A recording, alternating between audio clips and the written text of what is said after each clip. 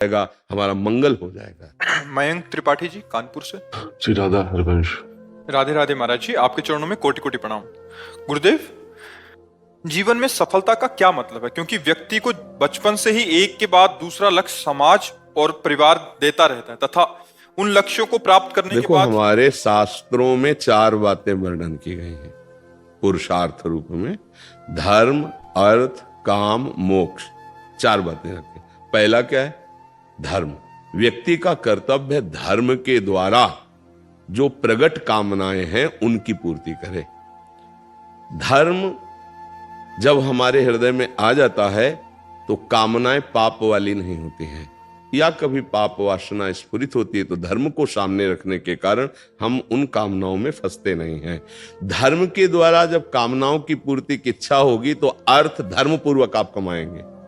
अगर अर्थ पापाचरण से कमाया जाए तो धर्म हट गया, क्योंकि अधर्म पापाचरण, अधर्म से जो कामनाएं होंगी वो पाप कराएंगी, वो अशांति पैदा करेंगी। अशांत से कुता सुखम, अशांत पुरुष को कभी सुख की अनुभूति नहीं होती, वो चिंता और शोक से व्याकुल रहता है। तो हर मनुष्य का पहला कर्तव्य है धर्म। अब धर्म किसे कहते हैं?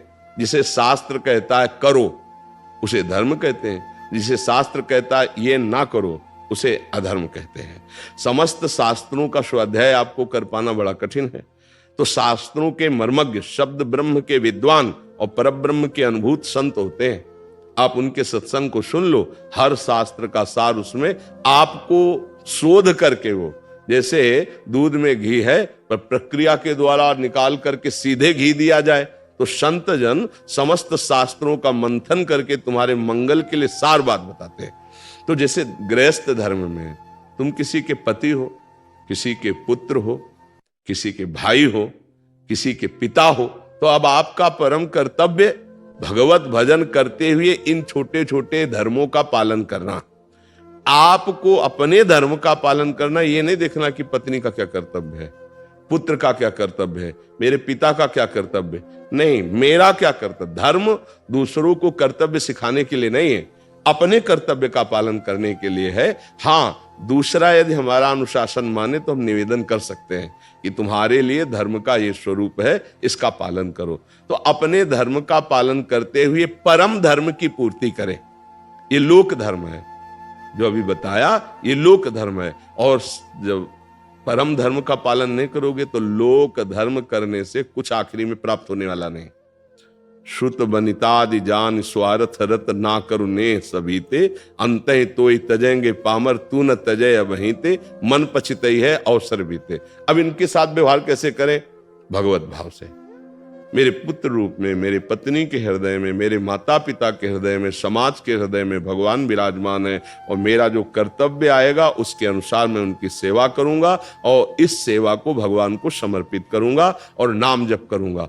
तो इस धर्म से आपके पास कर्तव्य कर्म करने से जो धन आएगा उससे विशुद्ध कामनाओं की पूर्ति होगी, और अगला जो है पुरुषार्थ मोक्ष, ये जीवन का परम लाभ है, वो मोक्ष की तरफ चल पड़ेगा। अगर पाप युक्त अधर्म युक्त धन कमाया जाए तो संसार की तरफ बढ़ जाएगा, बंधन की तरफ बढ़ जाएगा, और वो वासनाओं के खेल में इतना दुर्गति को प्राप्त होगा इसी जन्म में कि उसे कहीं शांति नहीं मिलेगी। इसलिए मनुष्य का पहला कर्तव्य है धर्म का पालन करना। धर्मयुक्त बुद्धि हो हमारी, इसलिए नाम जप करो, राधा राधा राधा राधा राधा राधा, तो आपकी बुद्धि में प्रकाश हो जाएगा। जहां बुद्धि में ज्ञान का प्रकाश हुआ तो आपको जानने की जरूरत नहीं कि धर्म किसे कहते हैं, वो तुम्हारे सामने रहेगा। और कुछ बातें तो ऐसी हैं जो सबको ज्ञात है कि किसे अधर्म कहते हैं। जहां आप कार्य करने के लिए सोचा वो अंदर से उत्तर आया नहीं ये गलत है, वो अधर्म है। कोई ऐसा नहीं कह सकता कि मुझे बताया नहीं गया कि यह अधर्म है। आप अंदर से हृदय से देखो, आप जब गलत कार्य करने चलोगे तो भगवान जो सबके हृदय में बैठे वो प्रेरणा कर, ये पाप है, ये गलत है। मन कहता है नहीं कोई गलत नहीं, सब चलता है, बस वो आगे बढ़ता चला जाता है, और फिर मलिन इतना हो जाता है कि अंदर से आवाज आना बंद हो जाती है। और वो उत्साहित होकर, हर्षित होकर पापाचरण में लग जाता है। तो सामने धर्म को रखो, धर्म से कर्तव्य कर्म का पालन करने के लिए नाम जप अत्यंत आवश्यक है, धर्म की जानकारी के लिए साधु संग अत्यंत आवश्यक है, अध्यात्म चर्चा अत्यंत आवश्यक है। अगर इसको स्वीकार कर लिया तो सब पूर्ति हो जाएगी। धर्म, अर्थ, काम, मोक्ष। आगे चल करके जो महाभागवत बन जाते हैं वो इनकी भी परवाह नहीं करते, वो भगवान से प्रेम कि हे प्रभु अनपायनी भक्ति, प्रेम लक्षणा भक्ति आपके चरणों में हो जाए। पर पहले शुरुआत तो करे धर्म से। आज धर्म ही नष्ट होता चला जा रहा है। देखो पुत्र का क्या कर्तव्य है, पुत्री का क्या कर्तव्य है, पत्नी का क्या कर्तव्य है, पति का क्या कर्तव्य, अपने अपने कर्तव्यों से च्युत होते जा रहे हैं, भ्रष्ट होते जा रहे हैं। देख लो शरीर अपवित्र होते जा रहे हैं, चरित्र दूषित होते जा रहे हैं, बुद्धि भ्रष्ट होती जा रही है, क्योंकि मांस खाना, मदिरा पीना, बेविचार करना, नशा करना एक शौक में आ गया, मनोरंजन में, तो बुद्धि भ्रष्ट होती चली जा रही ना। धर्म का पालन करने की क्षमता ही नहीं रह गई है, और वो जानते ही नहीं धर्म किसे। अगर धर्म की बात कहो तो वो शास्त्र और संत दोनों को झूठा कर देंगे। आज की जो नई पीढ़ी है उसको ऐसे टेलीविजन में देखने को दृश्य मिलते हैं, उसको ऐसे सीरियल मिलते हैं कि न शास्त्र पे विश्वास है, न संतों पे विश्वास है, न धर्म पे और न भगवान पे। तो देखो भ्रष्ट होते चले जा रहे हैं। अगर गुरु का, शास्त्र का, भगवान का शासन स्वीकार किया जाए तो धर्म में जीवन होता है, और धर्म में जीवन वाला ही अर्थ और कामना की पूर्ति करते हुए वो भगवान को प्राप्त होता है, मोक्ष।